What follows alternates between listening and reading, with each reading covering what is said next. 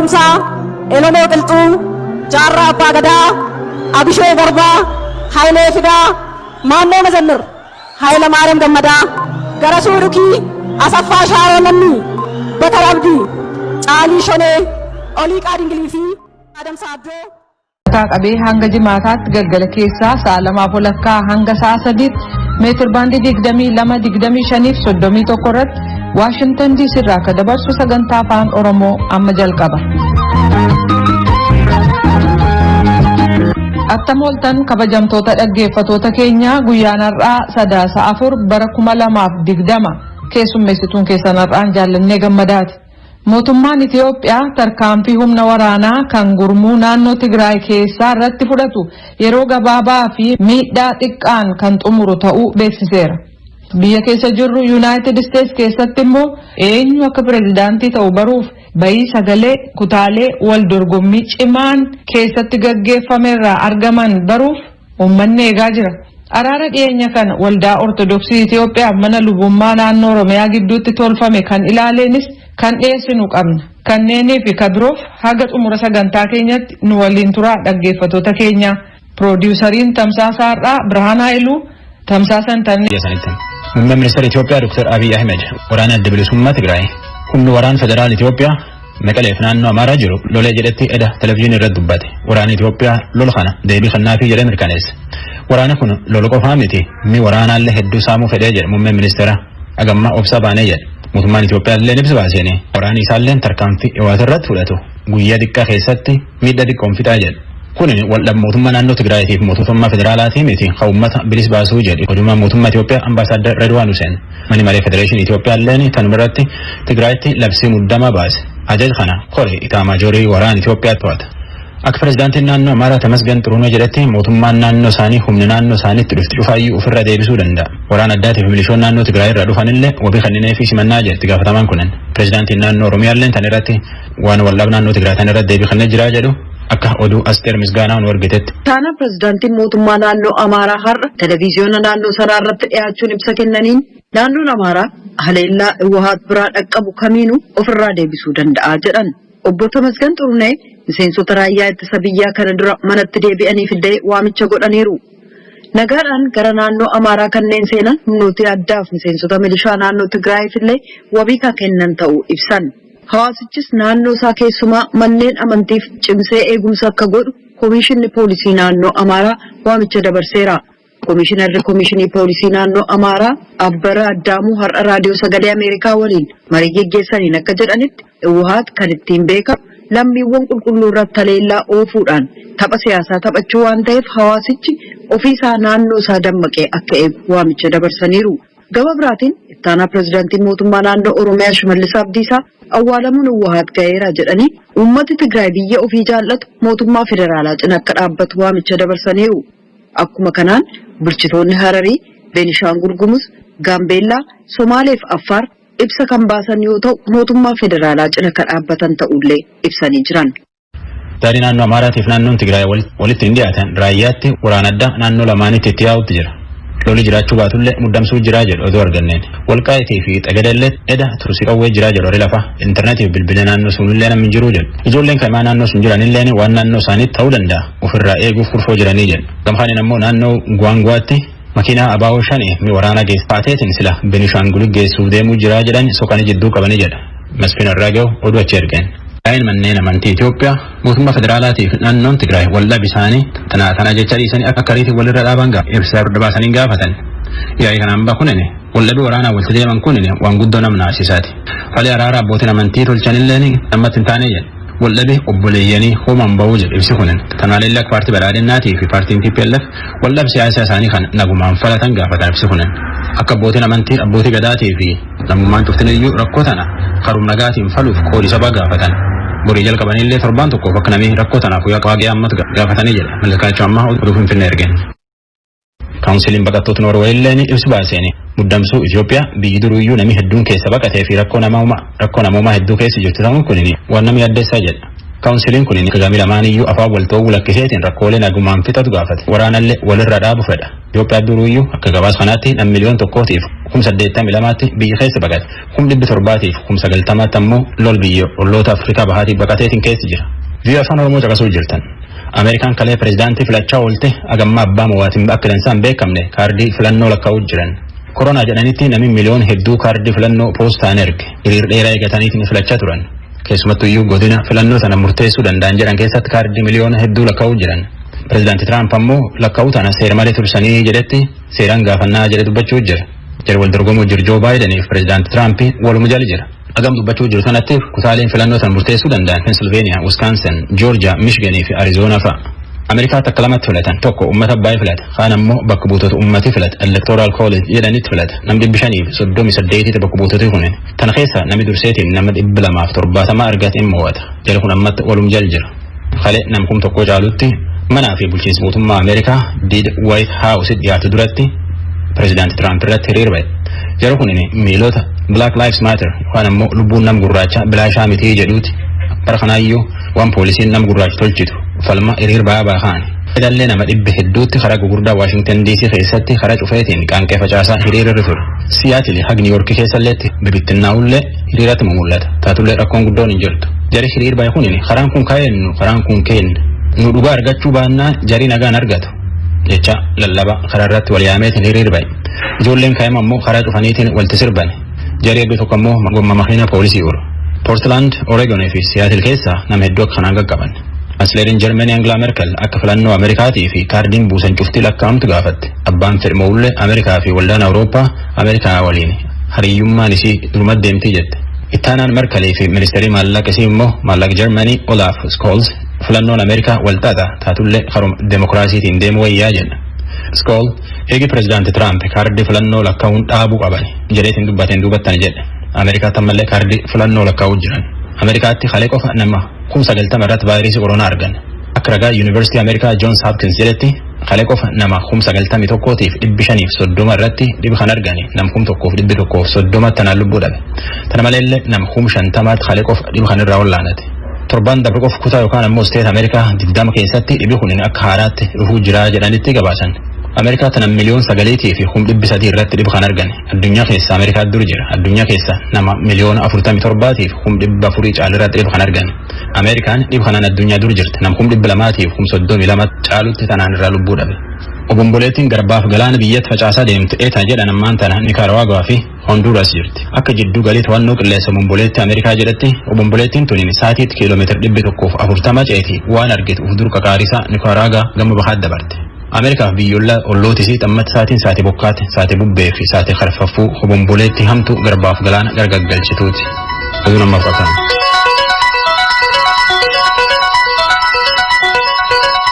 Kan dhaggeeffataa jirtan raadiyoo sagalee Ameerikaa sagantaa afaan Oromooti.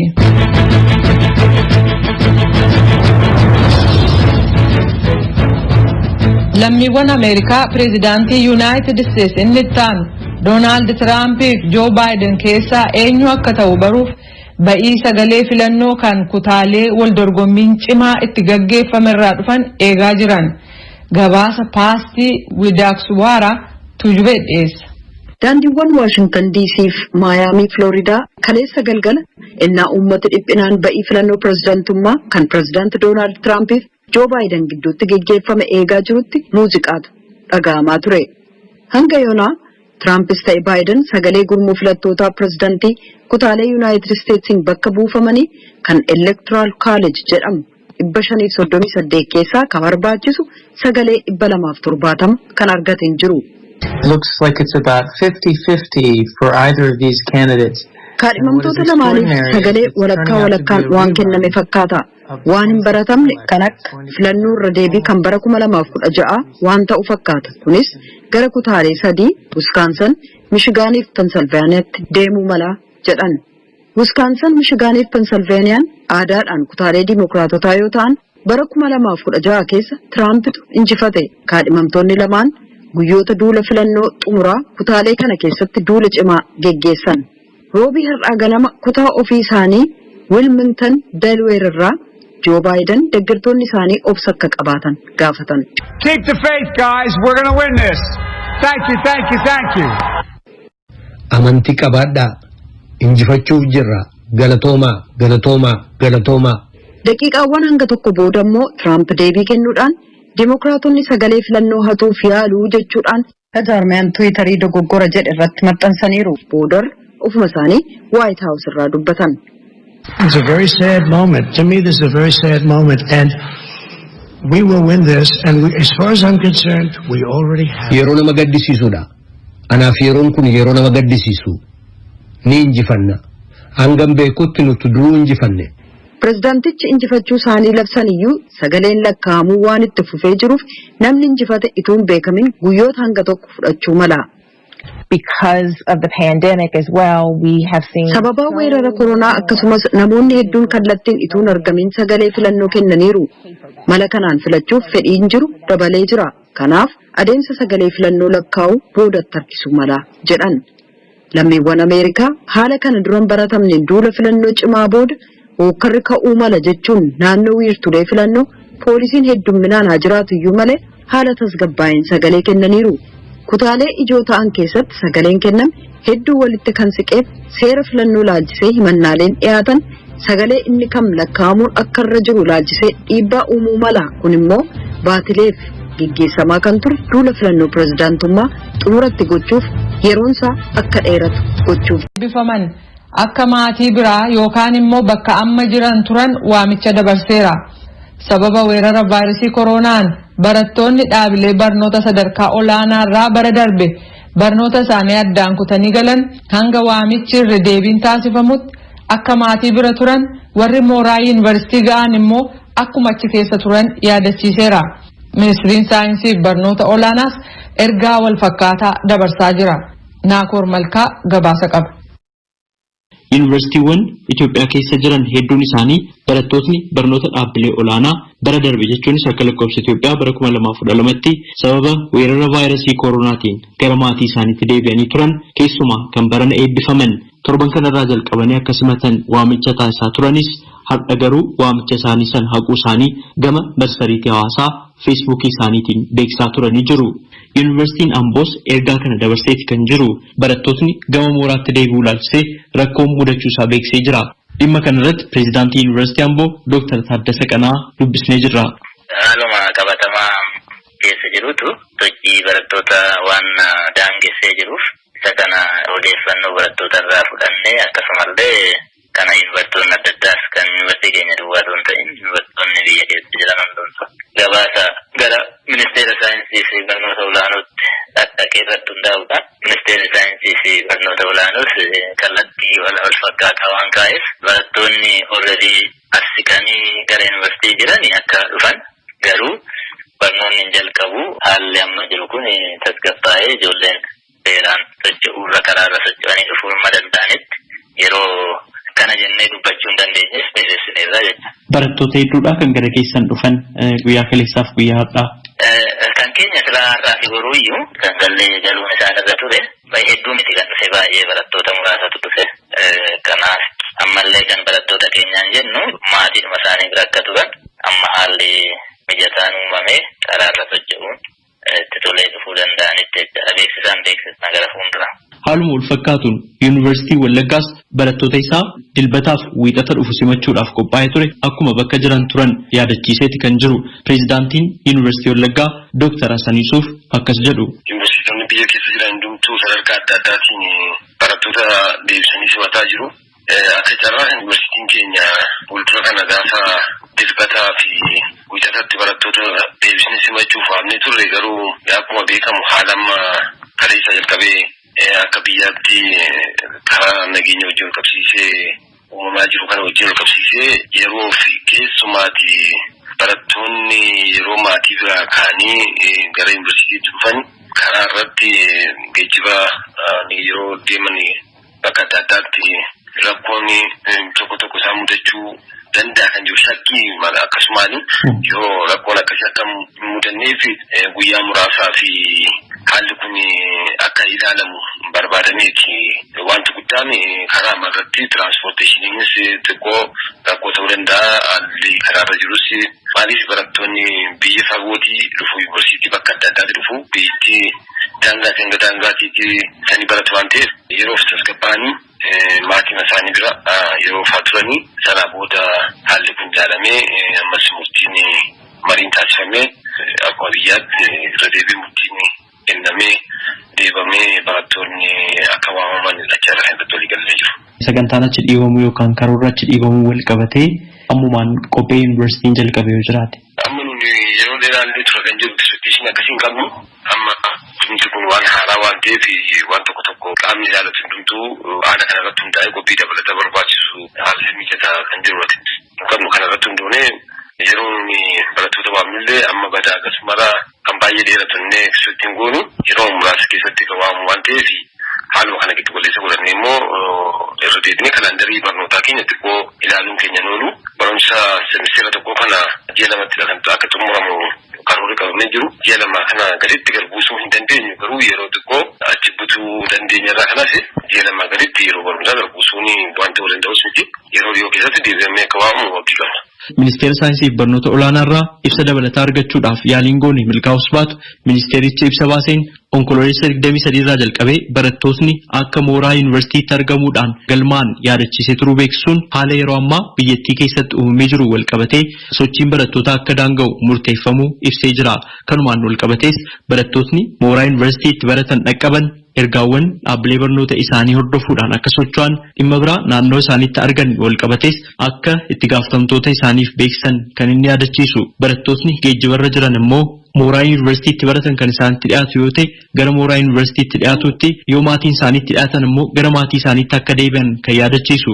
Barattootni naannawa maatii isaanii irraan kaanee fi hanga yoonaa socho'uu hin jalqabinis hanga yeroo itti aanu beeksisi kan biraa bahutti bakkuma jiran akka turani ministeerri saayinsii fi barnoota olaanaa ergaa dabarsee kan jiru.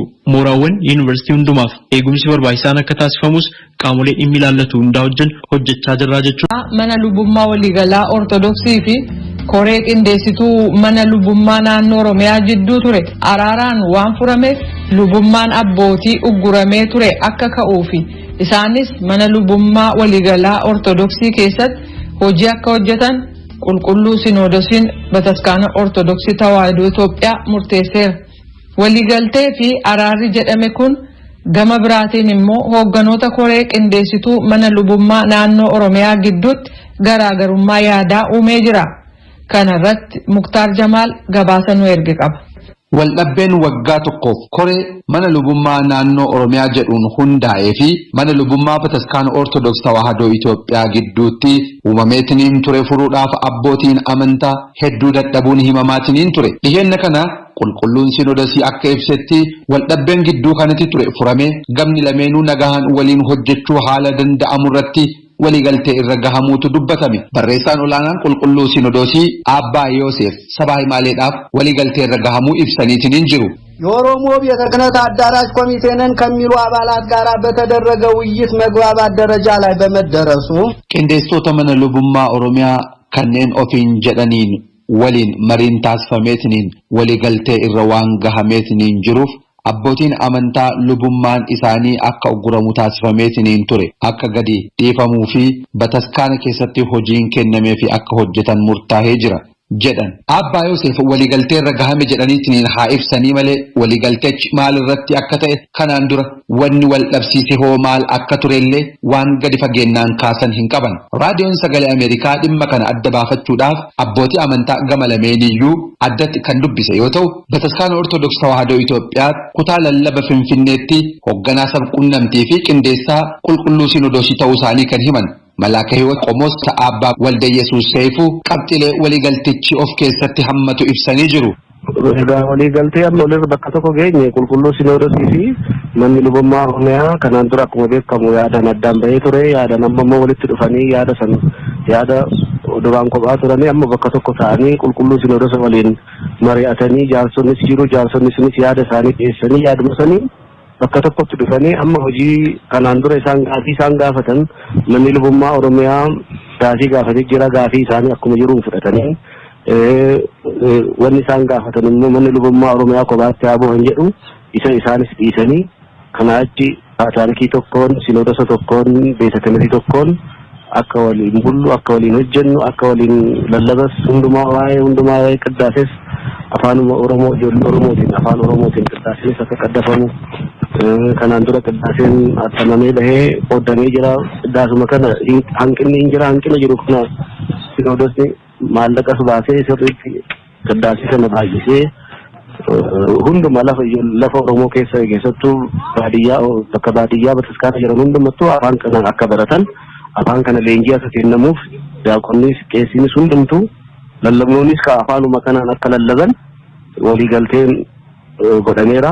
Kana jechuun tokko ta'ee yaadanis hundumaanu tokko ta'anii akka hojjennu isaanis warri kanaan dura as keessaa ba'anis manuma ofiitti deebi'aa hojii. Sasaabirru Baarotumsaa Oromoo Qilxuu Jaarraa Abbaa Gadaa Abishoo Garbaa Hayilee Fidaa Maannoo Mazannir Hayila Maariyaam Gammadaa Garasuu Dhukii Asaffaa Shaaroo Lammii Bakar Abdii Caalii Shonee Olii Qaadingilii